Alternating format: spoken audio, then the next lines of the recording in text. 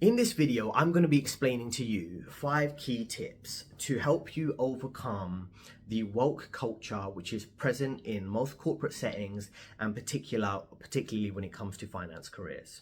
So DEI stands for diversity, equity and inclusion, but do we need to rearrange the letters to the acronym DIE? Right? So how many hardworking, skilled, competent men are being overlooked for hiring and promotions at top investment banks just because they are men? How can a company claim to value competency and meritocracy when they are given special treatment to certain groups because of their gender, race, or relationship preference? So many companies and corporations are not focusing on who's working the hardest, who's most competent, but they're focused on other metrics such as gender, race, and things like that, which have nothing to do with someone's ability to do the job. And in many cases, they'll set certain high percentage targets to promote those people or hire those people, which completely undermine and demoralize other people who are working hard who happen to be of a different gender or not in one of those selected racial groups. Now, while working in investment banking, I experienced how demoralizing it can be working in the workplace as a man or someone whose politics wasn't woke enough, fitting within that progressive, liberal, feminist, champagne socialist type of dynamic that you'd see even on a trading floor like a major investment bank. So here are 5 key tips that I've used to stay sane and excel in this type of woke corporate culture.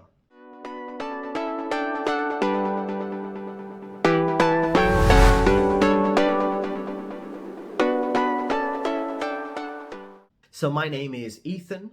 I've worked in investment banking for about 10 years. I've worked at Goldman Sachs, Morgan Stanley and HSBC. And these tips that I'm about to share with you have been very helpful for me, and I hope they can also help you out in your career. For someone who shares a different perspective, such as myself, I would have to navigate this type of corporate woke culture and think about some of the key things I'm going to share with you, right? So for example, in 2016, I was working at a major American investment bank, without mentioning the name here, and the trading floor was quite heavily dominated by high emotions because 2016 was the year when you had the American election between Hillary and Trump. You also had the vote for the Brexit vote, and I work in London, and Brexit was the vote for Britain to be separated from the European Union, and it can be quite tense in a corporate environment like that.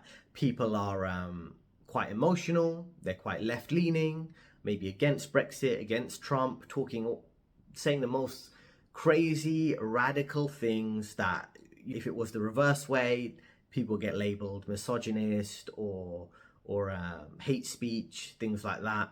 But if you're supporting Hillary, you're supporting the EU or whatever, you're on the right side, you're on the mainstream media side of the narrative, you're getting special privileges, you're in the in-group, you're one of the chosen ones. So if you're not someone with those views, if you do lean right, if you do lean more conservative, if you do maybe support Trump or support Brexit, it can be a bit jarring to constantly be in this politicized environment where you have to watch what you say and have other people push their opinions on you again and again and again. So one of the key tips I use to deal with this type of environment would be to keep my views to myself. My strategy was to keep any view, and now there's so many views that are considered controversial now, I'll just keep my views to myself and try to focus on the work I was doing rather than getting dragged into political debates, and focusing on my workability and letting that kind of be the focus of my day at work, and not letting people bait me into their own political discussions, their own type of trying to, many people in the corporate environment, and people don't talk about this often, is that you're dealing with, your co-workers are not your friends, to put it nicely. Your co-workers are not your friends. They might deliberately try to get you to say something controversial by triggering you or by trying to antagonize you because they want to make you look bad in front of other people, in front of your team, in front of your manager. So they think, oh, this guy, he has some controversial views, we can't put him in management positions, things like that. This type of underhanded sabotage is very prevalent in any corporate environment. So be aware of that. So don't let people bait you into saying something controversial. So that's tip number 1. Now, tip number 2 is to protect yourself at all times, right? Just like a UFC fighter, when you have a UFC fighter, they're typically Have that one rule: protect yourself at all times. Even if the referee's diving in and the referee's separating two UFC fighters, they're typically told, listen, at any time someone could throw a punch, throw a kick. You need to protect yourself at all times. So always take that approach at work. Don't let something slip out occasionally where you say something a bit edgy, a bit controversial, because that will be used against you by very manipulative, liberal, feminist co-workers. And I've seen that. You have to say something slightly in defense of men or Trump or Brexit or whatever opinion. I don't know, even saying parents should have the say in terms of what their children should learn. That could be considered a controversial thing because whatever, This is the world we live in, which you can avoid in your personal life to a certain extent, but at work you can't really avoid that. You're going to be in this type of very tense environment that has very little to do with work because it's become so politicized. So don't get caught slipping, don't get dragged into controversial conversations, don't let people try to scapegoat you or try to target you in any type of negative way like this. And just keep your views to yourself and understand, co-workers, they're just someone you work with. You don't have to agree with them. You don't even have to like them. Now, some other tips here. So when it comes to tip 3, you need to accept that you're playing a rigged game, right? So you can see from the Bloomberg article, which I should show on the screen, there is an active discrimination to a certain extent against white employees in the name of racial equality. They are often overlooked for other races in the name of racial equality. I worked for companies where they've had specific targets of saying, we want to put 40% of women in senior management. So if they have a target of that 40% of women in senior management, how are we considering this a meritocracy or competency-based system? You're working hard as a man. I'm of Asian descent. My ethnicity is Indian. It's not something I'll make a big deal about. It's not something I'm too focused on, but there's no target for my race. There's no, when a major corporation wants to hire Asians or Indians, typically they'll want to offshore work, do outsourcing, and hire cheap, skilled office workers in India and pay them a third of the salary of someone in the West. But in the West, there's no focus on hiring Asians. There's no focus on promoting Asians. There's no focus on where's the target for my demographic? That's what I would say. And that's something you should ask yourself. And that's what I mean by this tip 3. You're playing a rigged game in a sense in a corporate environment. The establishment picks people to promote depending on that demographics, favoritism to establishment agendas like liberalism, feminism, things like that. Now, if you're not one of those demographics, those chosen demographics, you're not going to be subject to those chosen targets. So I've mentioned how there's some discrimination against white people by focusing on promoting other races, and there's some discrimination against men by focusing on specific targets to promote women, because if those targets aren't met by the company, they'll introduce even more initiatives to help women, there's a lot of women empowerment groups, a lot of women career groups at the companies that you'd be working for. There's nothing really to support men. There's no real support system for men. There's no real initiatives to support men, to support Asians, apart from some cultural events. There's no real specific targets to help you. So if you accept you're playing a rigged game, you understand you're not working in a meritocratic environment. You can do your best to work hard and do your best to progress as best as you can. But yeah, just accept that if you want to be in an environment that isn't based on those type of rules, you'd have to maybe be self-employed or do contract work and things like that. So that's why it's important to develop a side income, which I'll mention in future videos. So you can develop your skills and really earn a salary that you do deserve, even if there's a bit of a risk of self-employment where your income might not be consistent.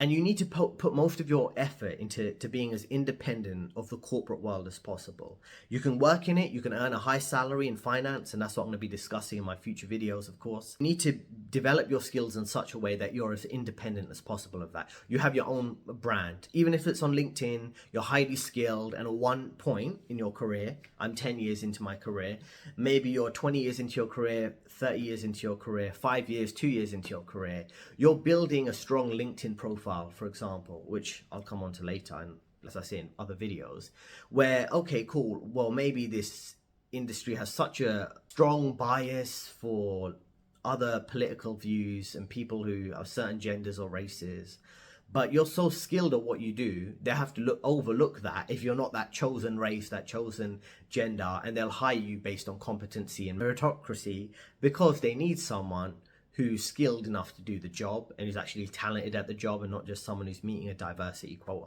Now, tip number 4 is to have a strong network or online community where you can be honest. So you don't get caught up in a situation where you're at work and you can't express yourself because everyone's bombarding you, the company emails, co-workers, the news. Sometimes they have TV screens in the office blasting the news, CNN, or whatever other garbage that they put out there, full of lies.